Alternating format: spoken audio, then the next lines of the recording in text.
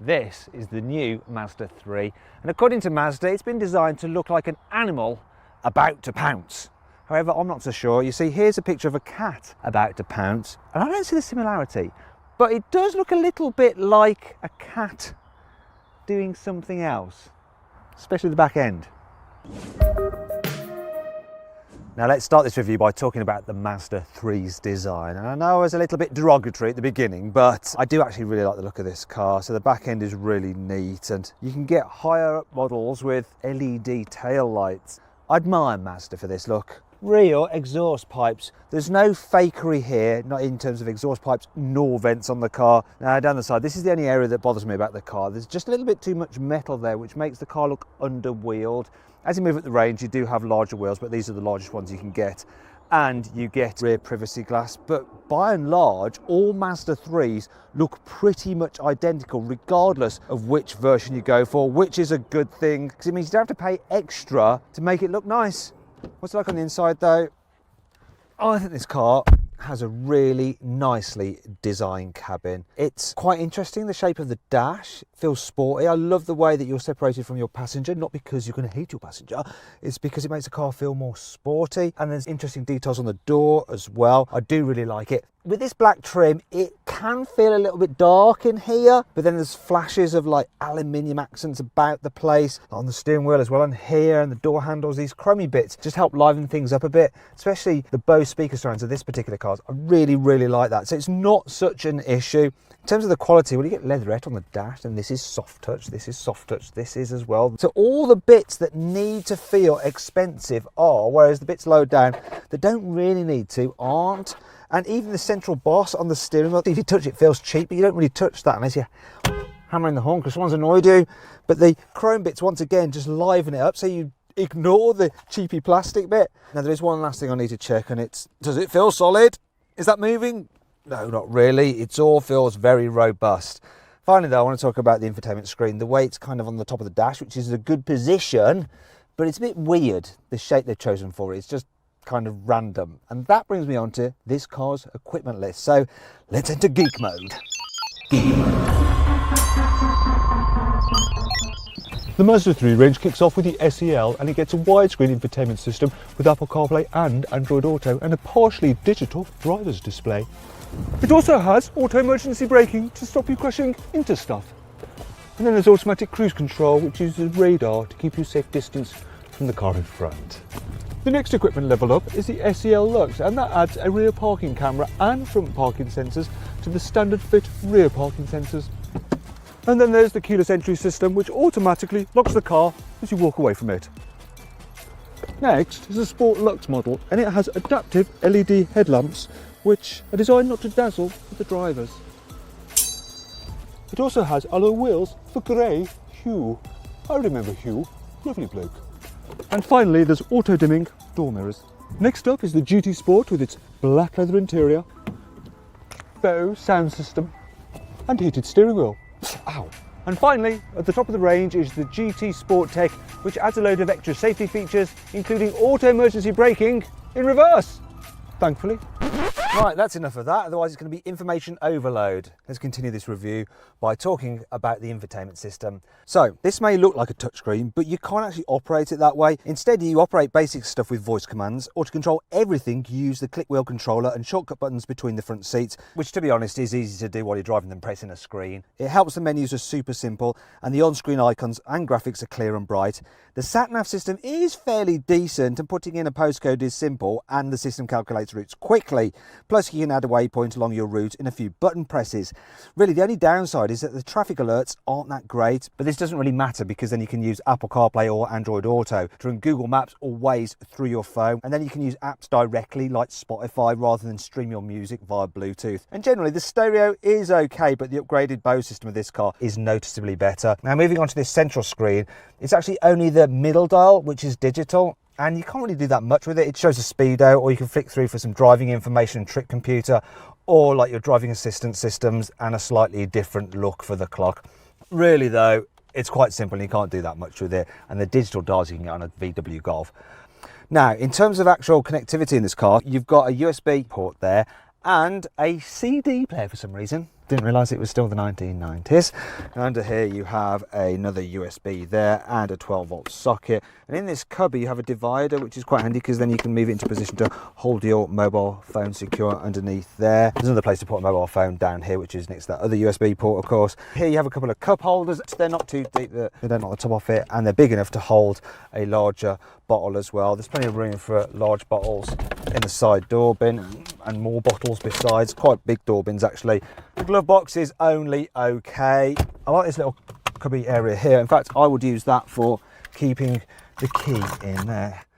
Now what I do find a bit odd is this central armrest, if you want to get underneath it, you can't lift it up from there. You have to slide it back slightly, and then you can open it from there, or you can slide it back further and open it from there.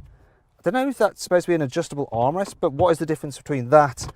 And who really needs to have that little space open there when you can just keep your phone in there, like I've already said? Very bizarre. Another thing that's a bit bizarre is that, well, I love the driving position on this car, and you have so much adjustment in the steering wheel. I just wish the driver's seat will go a little bit lower. You know, this is a very sporty feeling car, but you seem like you're sat on it. I mean, it probably won't matter too much if you're big or small, because there's still plenty of headroom and you can move the seat quite far back or quite close to the pedals if you want to, but it just seems a bit of a shame. At least the doors open nice and wide, so it doesn't matter if you're on the large side, you can still spill out of the car. Speaking of which, let's go check out the back seats. So, here we are in the rear of the Mazda 3. And knee room is only just okay. If you've got really lanky legs, you're going to find it a bit cramped. Also, the foot space is a bit cramped as well. You can't really slide your feet into the chair in front. Bigger issue though is that sloping roofline. Look, if I sit up dead straight, my head is touching. If you're over 6'4", you're not going to like it much in the back here. Another thing that's not great is the fact that it feels really dark and dingy in here. These rear windows are quite small and the window ledge is quite high, so smaller kids just aren't going to be able to see out. At least the rear windows, what there is of them, do go all the way down. Now if you need to carry 3 in the back at once, yeah, good luck with that. So there's a bit of a hump in the floor there, so that makes foot space even worse. And this middle seat is very uncomfortable for the person in the middle. I mean, look at this, not great. And because the car's got quite a narrow body, the people on the outer 2 seats end up having their heads pushed up against the roofline, and they're pretty much just banging their heads against these large grab handles. Now, continuing here, you do have a little bit of extra practicality. So some cup holders there. You do have some door bins that will take an all right size bottle. Also, I think the quality, you know, is pretty good. I mean, that soft touch on the door, which is unusual. You don't get that in a Volkswagen Golf in the back seat, by the way. Now, what's not so good though is carrying a baby seat. You see, the rear doors are quite small, so it's quite hard to work it into place. At least the ISOFIX anchor points are easy to get to, though you might lose the removable covers. Because it's quite cramped in the back, you end up having to push the front seats forward a bit to actually accommodate the seat. And if you want to fit 2 seats in the back at once, there is absolutely no room between them for anybody to sit. Anyway, let's move on to the boot so I can continue my criticism of this car's practicality. Now, in terms of the actual capacity, it's a little bit larger than a Ford Focus is, a little bit smaller than a Volkswagen Golf, but it actually feels less practical than both of them, partly because you have these ridges intruding into the boot area, which can make it a little bit awkward to load. There's quite a significant load lip to lift your really heavy suitcases over. And then there's hardly any other features, so there's no real underfloor storage. That's for your tyre sealant and stuff like that. Yeah, no spare wheel here. And there may be a strap here, but it's really quite useless. I don't know what you're going to do with that. It's a little bit annoying really, because that's the only feature in the boot. If you want to carry longer items, you can fold down the rear seats. Easy enough to do like that. And you get a continuous floor, not completely flat, but not bad. You can slide things all the way to the front of the car, which is great. But how much can you actually carry in this Mazda 3? With the rear seats folded, there's space for 2 large boxes and a further 15 small ones. You can also fit in a bike inside without having to take any of the wheels off. With the rear seats in place, there's space for 2 large and 2 small suitcases. A baby buggy will fit 2. In fact, you'll just fit the buggy, clubs and a further soft bag in at the same time. Right, that's all the practicality stuff dealt with. Now it's time for me to reveal the 5 annoying things about this Mazda 3. The bonnet is so heavy, it really should be on gas struts. And you don't want to get anything caught in it because it's going to get messy. Ugh. This button here allows you to lock the car's doors from the boot, which may seem like a good idea, but if you've mistakenly left your keys inside, press that, lock the car, and then shut the boot. Yeah, you're f***ed. If someone in the back has really long legs, and then the driver suddenly decides they want to move the armrest back and does it quickly, oh yeah, it's like being kneecapped. The top specification car gets lane keeping assist. That's designed to steer, to keep you in lane, but it kind of just bounces you between the white lines, a bit like ding, ding, like you're ricocheting down the road. It's so annoying that you have to really just do all the steering yourself. There's no specific place within the car to store the load cover when you're removing it, if you want to pack the boot full. So, you know, you could leave it in here, but it takes up space. So I'm just going to see how far it can fly. Don't worry, there's still plenty to like about this car. Here's the car wow 5 core features. The Mazda 3 has something called G-Vectoring Control Plus. So as you're driving along, the car is automatically making very minute adjustments to the throttle inputs and the brakes to help maximise grip by changing the car's balance, a bit like a racing driver does to improve their lap times. The seats don't have a normal, slow to operate, rotary style controller for the seat recline. Instead, it's just a lever, you pull it up and you can go lying flat as quick as that, or upright just as easily. I freaking love it. As well as a normal Skyactiv G petrol engine, you'll be able to get another one called the Skyactiv X, which has a special supercharge which allows it to run with the efficiency of a diesel, but the smoothness for petrol. So the best of both worlds. There's a little camera somewhere behind here, which is constantly monitoring the driver, and it can tell if their eyes are starting to shut and their mouth's starting to droop. And then if it thinks they're starting to fall asleep, it'll sound an alarm to wake them up. The car uses something called iLive, which is basically a mild hybrid system. So as you're braking, it recoups that lost energy, stores it in a battery, then uses it to power things like the electrics and the starter motor.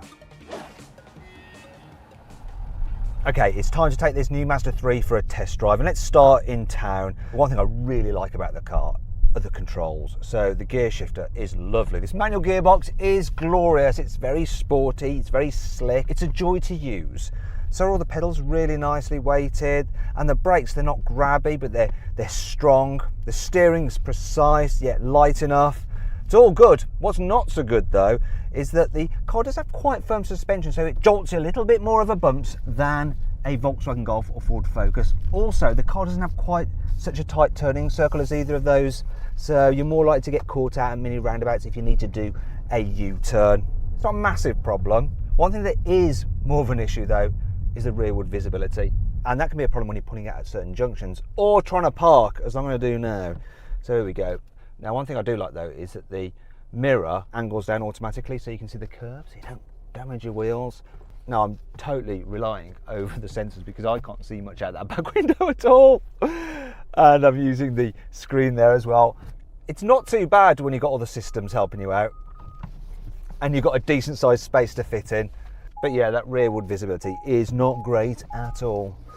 Anyway, that's enough of town shenanigans. Let's head off onto the motorway.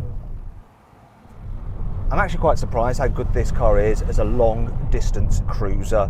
So the old Mazda 3 was quite noisy. This one is much, much quieter. Also, the suspension actually gets better as you go quicker.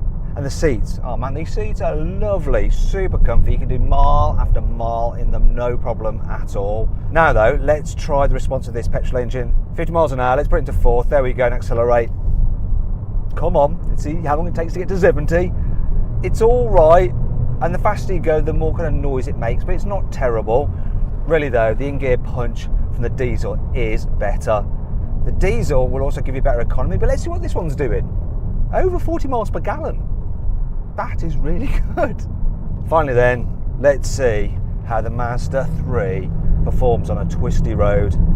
So that sporty setup means that actually it does all right. It actually feels a little bit playful for a hatchback, like you can feel it moving around, not in a sort of like Larry kind of way, but more in just a fun, playful way. Quite like it. I don't think it's ultimately quite as sorted to the bends as a Ford Focus, but it's quite good fun as far as hatchbacks go. So then, what's my final verdict on the new Mazda 3? Should you avoid it? Should you consider it? Should you shortlist it? Or should you just go right ahead and buy it? Well, I reckon you should shortlist the Mazda 3. It's not the most practical hatchback, but it's a stylish and sporty thing to drive.